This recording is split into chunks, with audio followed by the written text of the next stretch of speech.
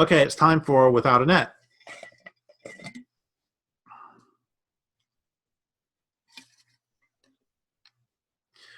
Queer theory covers all the warping. And we almost had this one a couple weeks ago, except that then the kitty started to eat the prompt, which I think was a good thing to do. Queer theory is a theory that it starts from the question, how did things become normal? How did the things that are normalized become normal? And that's a wonderful question. How did rent become normal? How did the wage economy become normal? How did we can go through, how did environmental destruction become normal? So they focus mainly on sex. And honestly, queer theory and postmodernism both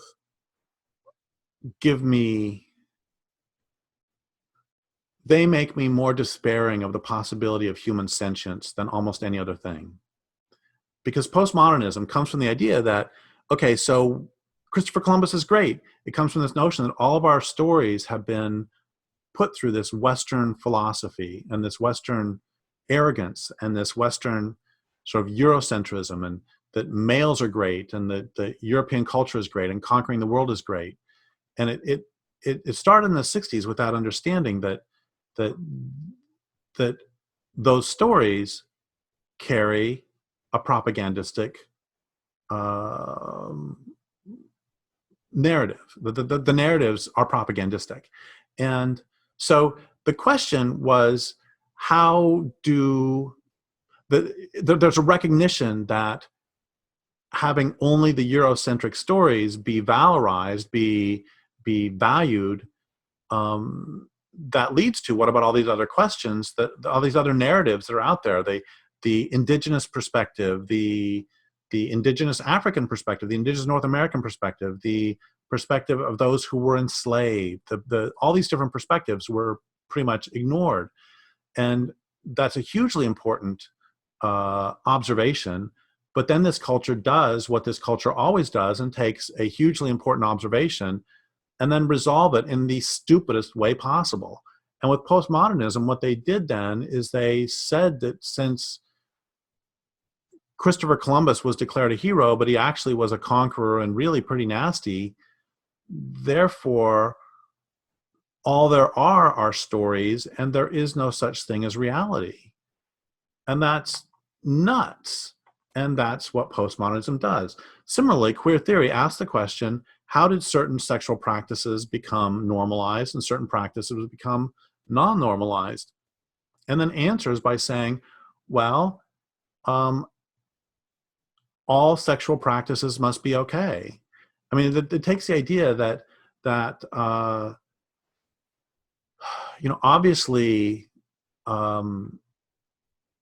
harming homosexuals because of their sexuality is a bad thing. Hating homosexuals is a bad thing. Hating homosexuals for being homosexuals is a bad thing. And then it takes that understanding and says, well, because hatred of homosexuals is bad and because homophobia is bad, therefore all sexual activity is acceptable. And that is just absurd. And what queer theory has done is parasitize off of the struggles of gays and lesbians for social dignity and for social acceptance and for liberation. It's parasitized those into now there are many mainstream queer theorists who promote pedophilia. They rationalize sadomasochism, which is really the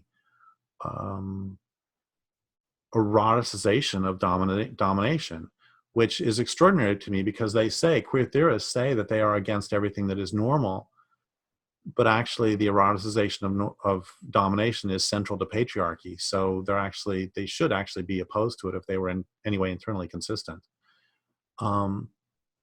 So what queer theory actually does is covers all the warpings by which is meant here, by which I understand this to mean that it takes every... I mean, here's the thing, is that somehow we have gotten to the point socially through queer theory that if someone has an orgasm, there can be no social criticism of it. And that's incredibly harmful. Someone having an orgasm does not mean that it is now exempt from social and personal criticism. And queer theory provides cover for all that. Next one.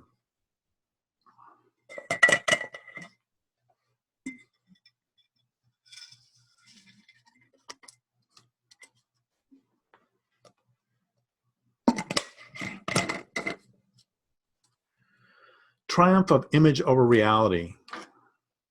Triumph of image over reality. Well, we've been going that direction for a long time, and it's not so important.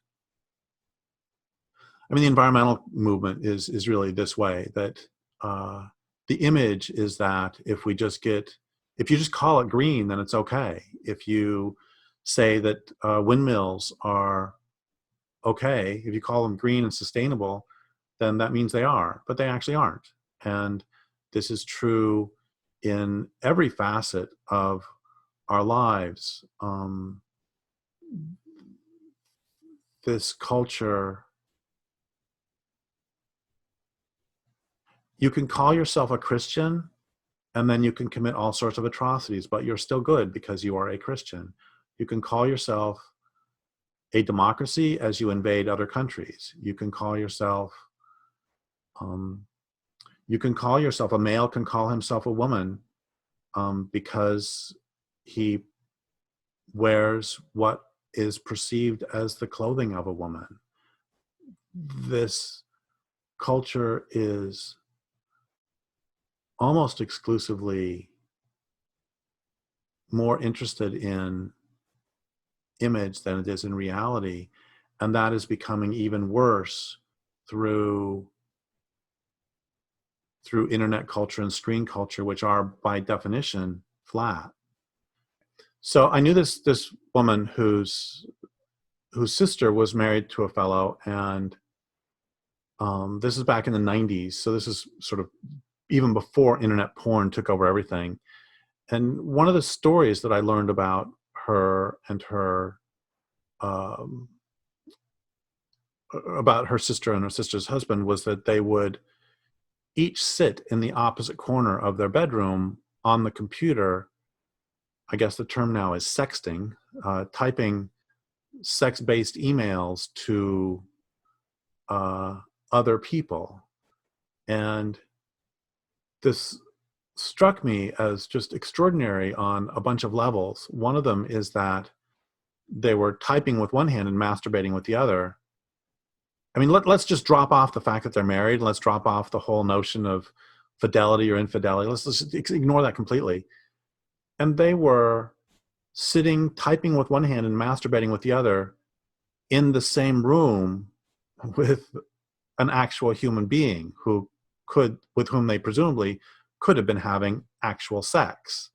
This is the triumph of image over reality.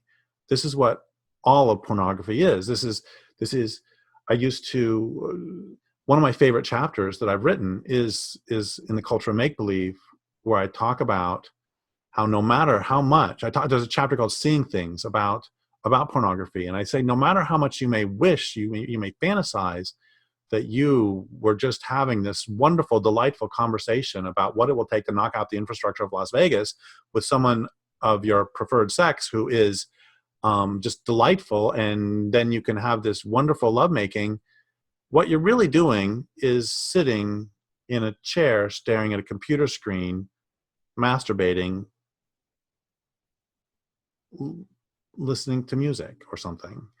And that's true. It's like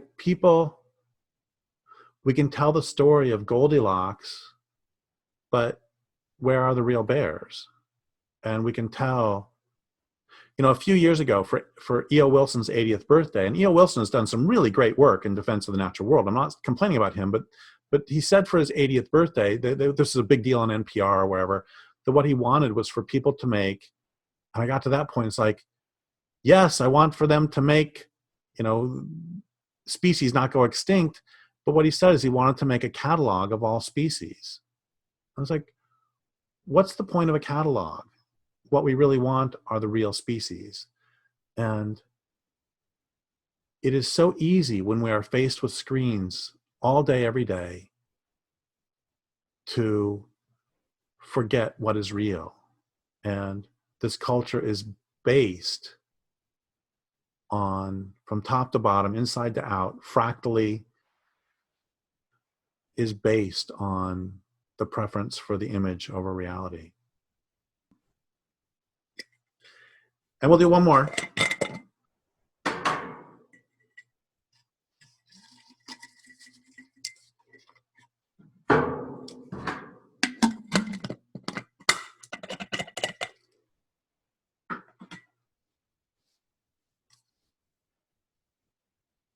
A societal DNR, do not resuscitate.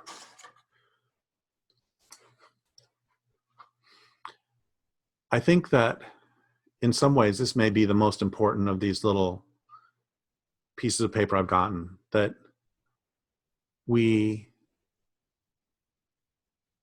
you know, so many of the bright greens and climate activists have said that what they're doing is they are attempting to make all these social changes not to preserve the natural world, but instead to preserve this culture. You know, Bill McKibben will say over and over and over that he is attempting to save civilization. Lester Brown has been saying that he's trying to save civilization. And the former director of International Greenpeace he would say all the time, the earth doesn't need saving. What needs saving is this culture.